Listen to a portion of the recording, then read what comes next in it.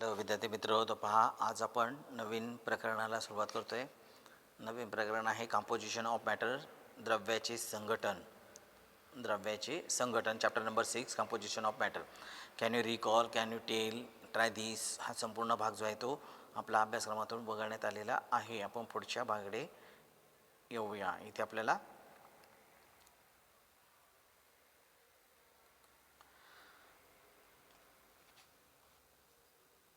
पुढचा भाग जो दिला आपल्याला त्याच्यामध्ये काय माहिती दिली पहा. स्ट्रेच दिस रबर. आता स्ट्रेच रबर हा इथे आपल्याला दिलेला आहे. तो रबर आपल्याला दिलेला आहे. And fix it on the mouth of the jar and by means of the rubber band pull the diaphragm up and down with the help of thread. This first slowly, then with the moderate force, then व्हिगरसली.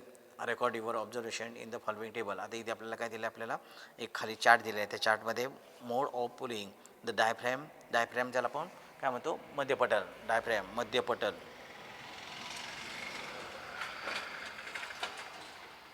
डायफ्रॅमला काय म्हणतात जातो, मध्यपटल आपल्याला आपल्या शरीरामध्ये सुद्धा आहे. म्हणजे आपली छाती आणि पोट याच्यामध्ये मध्यपटल असते, ज्याला आपण डायफ्रॅम असं म्हणतो. त्याच्यानंतर पुढे moments of the must seeds. इथे त्याची काही बरणी केलेली आहे. बरणीमध्ये आपण काय केलं, फुगा घेतला आहे. त्याच्यानंतर पुढे बरणी घेताना प्लॅस्टिकची बरणी घ्यायची आहे. म्हणजे तुमच्या हे अगदी सहजपणे लक्षात येईल. आणि मोहरी जर नाही मिळाली तर वरईची बीजी जी असतात ती घेतली तरी त्या चालते. वरई त्याच्यामध्ये घेतली, अगदी थोडी प्रमाणात घ्यायची. आणि ती प्लॅस्टिकची बरणी जी आहे ती जोरात रिन्स करायची, की त्याच्यामध्ये काय होतं, चार्जेस निर्माण होतात. ती मोहरी किंवा भगर जी आहे ती भगर तुम्हाला त्याच्यामध्ये हालचाल करताना पाहायला मिळणार आहे. आता इथे आपल्याला काय करायचं सांगितलं, की त्या बरणीच्या तोंडाशी काय करायचं, एक रबर बांधायचं आहे. रबर असा टाईटली पूर्णपणे बांधायचा आकृती दाखवल्याप्रमाणे. आणि नंतर पुढे काय करायचं, त्याच्यामध्ये आकृती दाखवल्याप्रमाणे हे बरणीच्या तोंडाला हा जो काय रबर जो आहे तो रबर बांधायचा आहे. ते बांधल्याप्रमाणे दाखवलं आहे.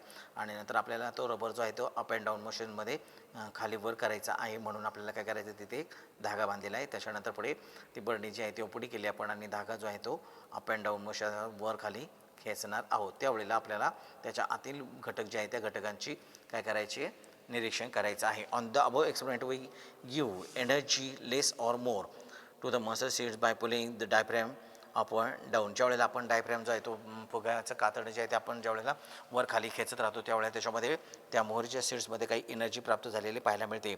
Making they move differently. The particles in the solid and liquid gases states of matter have movements somewhat similar to that. मग इथे आपल्याला काय सांगायचं आहे फक्त, की त्याच्यामध्ये जे काही ॲटम जे आहेत किंवा पार्टिकल्स जे आहेत, कशामध्ये ते पार्टिकल्स म्हणजे त्या स्थायू, द्रव्य आणि वायू याच्यामध्ये असलेले जे काय घटक पार्टिकल जे आहेत त्याच्यामध्ये होणारी जी हालचाल जी आहे ती हालचाल आपल्याला इथे सांगायची आहे. त्यासाठी आपण हा प्रयोग केलेला आहे. आता त्याच्यामध्ये आपण पुढच्या भागाकडे येऊया. इथे पुढे काय माहिती दिली ती पहा. अँड इंटरमॉलिक्युलर फोर्स म्हणजे दोन मॉलिक्यूल जे असतील, रेणू जे असतील त्याच्यामधील असलेलं आकर्षण, ज्याला आपण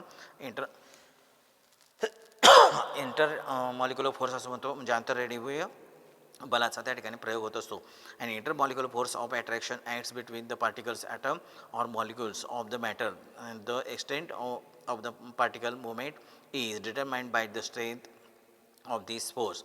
The particles of the solid are very close and so each other and the vibrate. आता इथे आपल्याला इंटरमॉलिक्युलर फोर्स जो आहे म्हणजे आंतररेणुकीय बल जे आहे ते प्रत्येक पार्टिकलमध्ये असताना पाहायला मिळते. म्हणजे ते घटक पार्टिकल जे आहेत ते कशामध्ये, ते सॉलिडमध्ये असतील, लिक्विडमध्ये असतील किंवा वायूमध्ये असतील, त्याच्यामध्ये इंटरमॉलिक्युलर फोर्स निर्माण होत असतो. फक्त तो इंटरमॉलिक्युलर फोर्स जो आहे तो कमी अधिक प्रमाणात तयार असतो. The extent particle movement determined by the strength of this force. मग त्या पार्टिकलची जी काही हालचाल जी आहे ती हालचाल कशी पाहायला मिळणार आहे, त्याच्यावरती कितपत प्रमाणात फोर्स प्रयुक्त होत आहे. इंटरमॉलिक्युलर फोर्स आंतररेणुकीय बलाचा वापर कितपत होत आहे याच्यानुसार त्याची हालचाल आपल्याला पाहायला मिळणार आहे.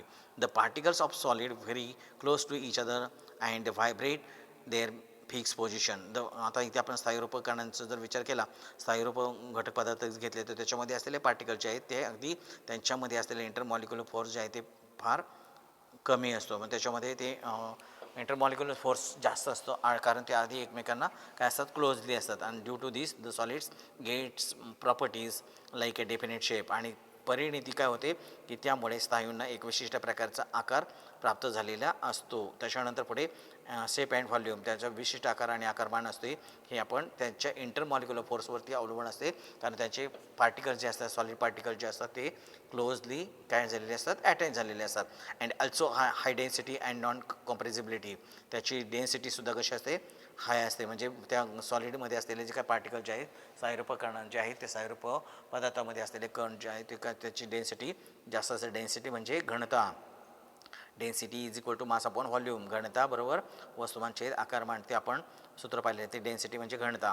त्याच्यानंतर पुढे कॉम्प्रेसिबिलिटी म्हणजे काय, संपीडन. म्हणजे काय करतो आपण, संपीडन म्हणजे नेमकं काय, जसं तुम्ही फुगा हवेने भरलेला फुगा घेता आणि तो असा दाबत राहता, फुगा दाबत राहता, त्यावेळेला तुम्ही काय करत असा, कॉम्प्रेस करत असा. तशा पद्धतीचं कॉम्प्रेशन तिथे आपल्याला पाहायला मिळत नाही. कशामध्ये, स्थायूमध्ये. म्हणजे असं कधी झाले का तुम्ही दगड घेतला आणि तो असा कॉम्प्रेस केला, दोन्ही हाताने तो दाबला आणि त्याचा आकार बदलला, असं आपल्याला पाहायला मिळत नाही. म्हणून त्याला आपण नॉन कॉम्प्रेसिबिलिटी असे म्हणतो. असंपीड्य, त्याच्यामध्ये स्थायू रूप पदार्थ जे असतात ते असंपीडित असतात. त्याच्यानंतर पुढे strength of the intermolecular force is moderate in the liquid. आता इथे त्या द्रवाच्या बाबतीत दिले आपल्याला इंटरमॉलिक्युलर फोर्स जो आहे ते कसे असते, मध्यम स्वरूपाचे असते. म्हणजे द्रवामध्ये असलेले इंटरमॉलिक्युलर फोर्स म्हणजे आंतररेणुकीय बल जे असते ते मध्यम स्वरूपाचे असते. Though it is not strong enough to fix the particles a definite position. अशा पद्धतीने असते की त्याचे घटक पार्टिकल जे आहेत ते काय असतात, फिक्स पोझिशनमध्ये राहू शकत नाही किंवा डेफिनेट पोझिशनमध्ये येऊ शकत नाहीत. अशा पद्धतीची रचना जी आहे ती आपल्याला द्रवामध्ये पाहायला मिळते. त्याच्यानंतर पुढे it is strong enough to hold them together, की त्याच्यामध्ये एवढ्या प्रमाणात बल प्राप्त झालेले असतो की ते एकत्रित एकमेकांना बांधून ठेवण्यापर्यंतचे मर्यादा त्याच्यामध्ये प्राप्त झालेली असते. ॲज अ रिझल्ट लिक्विड आणि त्याची परिणती काय होते, liquids have a definite volume, की त्याचे द्रवाला विशिष्ट आकारमान असते परंतु आकार नसतो. हे नीट लक्षात घ्या. म्हणजे 1 लिटर पाणी जे तुम्ही बादलीत होतं तर त्याचा आकारमान जे आहे ते 1 लिटरच राहणार आहे, परंतु आकार मात्र बादलीसारखं होणार आहे. 1 लिटर पाणी तुम्ही ग्लासात ओतलं तर त्याचा आकारमान जे आहे ते बदलणार, आकारमान तेच राहणार आहे परंतु आकार बदलणार आहे. म्हणजे द्रव पदार्थ तुम्ही ज्या कंटेनरमध्ये घेता, ज्या धारकामध्ये घेता त्याप्रमाणे त्याला आकार प्राप्त झालेला असतो परंतु त्याच्या आकारमानात बदल होत नाही. However they have a fluidity. Fluidity म्हणजे काय, प्रवाहीपणा. त्याच्यामध्ये काय असतो, प्रवाहीपणा असतो. फ्लुइड्स म्हणतो आपण त्याला, प्रवाही पदार्थ. They and their shape is not definite. त्यांचा शेप जो आहे द्रवाला एक विशिष्ट प्रकारचा आकार नसतो. तुम्ही ज्या पात्रामध्ये घेणार आहात त्याचा आकार त्याला प्राप्त होत असतो. Accordance the with the container, त्याच्या कंटेनरनुसार तो आकार बदलत असतो. इंटरमॉलिक्युलर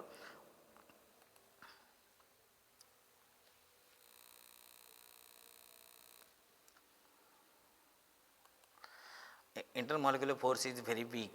आता इंटरमॉलिक्युलर फोर्स जो आहे कशामधला, तो त्या गॅसेसमध्ये असलेला इंटरमॉलिक्युलर फोर्स असतो तो वीक असतो. Therefore the constituent particles of gases move freely. आणि त्यामुळे त्या गॅसेसमध्ये असलेले जे काही पार्टिकल जे असतात, घटक पार्टिकल जे असतात ते सहजपणे त्या अवेलेबल जे काही पोर्शन जे असतात त्या भागामध्ये ते सहजपणे पसरतात. ऑक्युपाय ऑल अवेलेबल स्पेस, की त्यामध्ये जेवढी जागा असेल तेवढी जागा ती सहजपणे ऑक्युपाय करतात. Consequently gases have a neither definite shape and nor volume. गॅसेसला ठराविक आकारमान आणि आकार नसतो. स्थायूला ठराविक आकार आणि आकारमान असते, द्रवाला ठराविक आकारमान असते परंतु ठराविक आकार नसतो, आणि वायूला आकारही नसतो आणि आकारमान पण नसते. हे लक्षात घ्यायचं आहे. The volume figure 6.2 shows the systematic representation of sub microscopic picture of a physical state of matter, and table 6.3 shows the characteristics of the state of matter. आता इथे आकृती टेबल दिले आपल्याला, त्या चार्ट 6.3 मध्ये आपल्याला कॅरेक्टरिस्टिक्स दिले तर स्टेट ऑफ मॅटर द्रव्याचे विविध गुणधर्म दिलेले ते चार्ट दिले आपल्याला 6.3 आणि 6.2 आपल्याला सिस्टमॅटिक रिप्रेझेंटेशन दिले, microscopic picture of physical states of matter. आता द्रव्याचे जे काही विविध अवस्था जे आहे त्या अवस्थांचं पिक्चर जे आहे ते आपल्याला आकृती 6.2 इथे 2 दिलेलं आहे ते आपण पाहूया. इथे आपल्याला ती डायग्राम दिलेली आहे, ते डायग्रामच्या संदर्भात पहा. इथे आपल्याला सॉलिड दिलेले आहे. त्या सॉलिड पदार्थ जे आहे त्याची बांधणी कशी दिली बा, इंटरमॉलिक्युलर फोर्स, त्याच्या इंटर पार्टिकल डिस्टन्स आता त्याच्यामध्ये जे काही घटक पार्टिकल जे आहे त्या घटक पार्टिकल्समध्ये असलेलं अंतर जे आहे ते फार आपल्याला कमी असलेलं पाहायला मिळतं. म्हणजे 2 पार्टिकल जे आहेत ते एकमेकांना पूर्णपणे घट्ट चिकटलेले असतात आणि त्याच्यामुळे त्याची इथे आपल्याला सॉलिड स्टेट जी आहे ती तयार झालेली पाहायला मिळते. त्याच्यानंतर लिक्विडमध्ये इंटरमॉलिक्युलर फोर्स जो आहे तो काय असतो, मॉडरेट असतो, म्हणजे मध्यम स्वरूपाचा असतो. आंतररेणुकीय इथे इंटरमॉलिक्युलर फोर्स जो आहे तो अधिक असतो हे लक्षात ठेवायचं. त्याच्यामुळे ते पार्टिकल जे आहे ते एकमेकांना पूर्णपणे अटॅच झालेले असतात आणि तशा प्रकारचे इंटरमॉलिक्युलर फोर्स आपल्याला द्रवामध्ये फारच कमी प्रमाणात पाहायला मिळते. म्हणजे मध्यम स्वरूपाचे असते, सॉलिडमध्ये ते सर्वात जास्त स्वरूपाचे असते आणि नंतर गॅसेसमध्ये इंटरमॉलिक्युलर फोर्स जो आहे तो सर्वात कमी पाहायला मिळतो आणि त्यामुळे ते घटक पार्टिकल जे आहे ते संपूर्ण त्या जेवढा स्पेस असेल तेवढ्या स्पेसमध्ये आपल्याला ऑक्युपाय झालेले पाहायला मिळतात. आता इथे इंटर पार्टिकल डिस्टन्स आहे त्याच्यामध्ये दोन कणांमधील अंतर जे आहे ते कमी दाखवलेलं आहे आणि नंतर पुढे इथे त्याच्यापेक्षा इथे लेस दाखवलेलं आहे आणि इथे मीडियम स्वरूपाचं दाखवलेलं आहे. तर असं एकूण इथे लार्ज स्वरूपाचं आहे, इथे कमी आहे, नंतर इथे मध्यम स्वरूप आहे आणि इथे जास्त स्वरूपाचं असं एकूण भाग. आता याच्यामध्ये स्थायू द्रव आणि वायूच्या अवस्था नेमक्या कशा असतात तो भाग जर आता आपण जर वेगळ्या उदाहरणाने समजून घ्यायचा ठरला तर मी आता त्याचं एक साधं उदाहरण तुम्हाला देतो. पहा की तुमचा वर्ग चालू आहे, म्हणजे वर्ग भरलेला आहे आणि वर्गामध्ये शिक्षक आहेत. वर्गामध्ये शिक्षक असताना टीचिंगचे तास चालू असताना शिक्षक वर्गात शिकवत असताना तुम्ही सर्वजण जे आहे ते बेंचवरती बसलेले असतात, म्हणजे एका बेंचवर 2-2 बसलेले असतात. अशा पद्धतीने तुमच्या वर्गामध्ये एकूण 60-70 मुलं बसलेली असतात. ही सर्व मुलं जी आहेत ती जागेवरच बसलेली असतात, ते कुठेही हालचाल करू शकत नाहीत, फक्त त्यांच्या बेंचपुरती तेवढ्यापुरतीच हालचाल करू शकतात. म्हणजे त्यांच्यामधलं असलेलं इंटरमॉलिक्युलर फोर्स जे आहे ते काय असतो, प्रबल असं जास्त असतं, त्यामुळे ते हालचाल करू शकत नाही. तिथे होणारी जी हालचाल जी असते ती कशी असते पहा, ती हालचाल जी आहे ती अगदी कमी प्रमाणात पाहायला मिळते, म्हणजे ती सॉलिड स्टेट झाली. त्याच्यानंतर वर्गातून तास संपला, वर्गातून शिक्षक बाहेर गेले की त्यांची हालचाल थोडी वाढते. मग ते हालचाल थोडी वाढते म्हणजे पहिल्या बेंचवरचा विद्यार्थी मागे जातो, मागच्या बेंचवरचा विद्यार्थी पुढे येतो, तेवढी वर्गातल्या वर्गात त्यांची हालचाल सुरू होते. ही त्यांची कोणती अवस्था झाली तर लिक्विड अवस्था झाली. म्हणजे किंवा ज्यावेळेला वर्गातून शिक्षक बाहेर पडतात त्यावेळेला त्यांची लिक्विड स्टेट कंडिशन निर्माण झाली आणि नंतर ज्या वेळेला शाळा सुटते त्यावेळेला मात्र ही सर्वच जे काय मॉलिक्यूल जे असतात ते मॉलिक्यूल्स इतस्ततः काय होत असतात, बाहेर पडतात, संचार करत असतात. म्हणजे त्यांना जेवढी जागा उपलब्ध होईल तेवढ्या जागेमध्ये ते संचार करतात. तिथे ती जी अवस्था जी असते ती गॅसियस स्टेट असते. म्हणजे अशा पद्धतीने वर्गाची कंडिशन म्हणजे शाळा भरताना सॉलिड स्टेट असते, वर्ग तास चालू असताना सॉलिड कंडिशन असते, तास संपला की लिक्विड कंडिशन होते आणि एकदा शाळा सुटली की गॅसियस कंडिशनमध्ये सर्व जण येतात. अगदी ह्याच पद्धतीने आपल्याला सॉलिड, लिक्विड आणि गॅसियस कंडिशनमध्ये ते पार्टिकल जे आहे त्या पार्टिकल्समध्ये असलेलं डिस्टन्स पाहायला मिळतं आणि त्यांच्यामध्ये असलेले इंटरमॉलिक्युलर फोर्स ऑफ अट्रॅक्शन आपल्याला पाहायला मिळत असतं.